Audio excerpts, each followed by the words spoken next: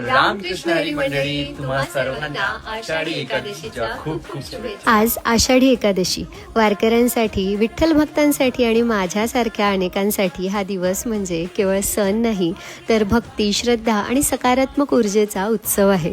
आज सकाळी अलार्म लावण्याचीही गरज भासली नाही, कारण मनालाच माहीत होतं की आज घरासमोरून आपल्या विठ्ठलाची पालखी जाणार आहे आणि त्या उत्सवात पहाटेच डोळे उघडले. सर्वात आधी अंगण स्वच्छ केले, त्यानंतर तुळशीची पूजा केली, तुळशीसमोर दिवा लावला आणि मनापासून विठ्ठल रुक्मिणीचे स्मरण केले. मग अंगणात सुंदर रांगोळी काढली. सगळं आवरून मी पालखीच्या स्वागतासाठी तयारी केली. थोड्याच वेळात टाळ मृदुंगाचा नाद, रामकृष्ण हरी, विठ्ठल विठ्ठल, जय हरी विठ्ठल या अखंड नामघोषात विठ्ठलाची पालखी आमच्या घरासमोर आली. वातावरणात एक वेगळीच सकारात्मक ऊर्जा होती. प्रत्येकाच्या चेहऱ्यावर समाधान, डोळ्यात भक्ती आणि ओठांवर विठ्ठलाचं नाव होतं. त्या क्षणी असं वाटत होतं की सगळे ताण, तणाव, चिंता, नकारात्मक विचार कुठेतरी दूर निघून गेले आहेत.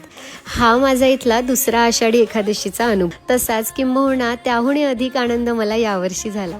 प्रत्येक वर्षी ही पालखी फक्त रस्त्यावरून जात नाही, तर आपल्या मनातूनही भक्तीचा, प्रेमाचा आणि विश्वासाचा मार्ग तयार करून जाते.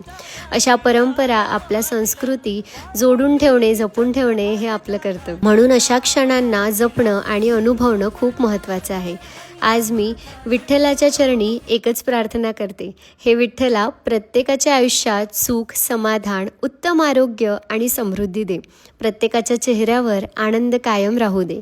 आपल्या सर्वांवर तुझी कृपा अशीच कायम राहू दे.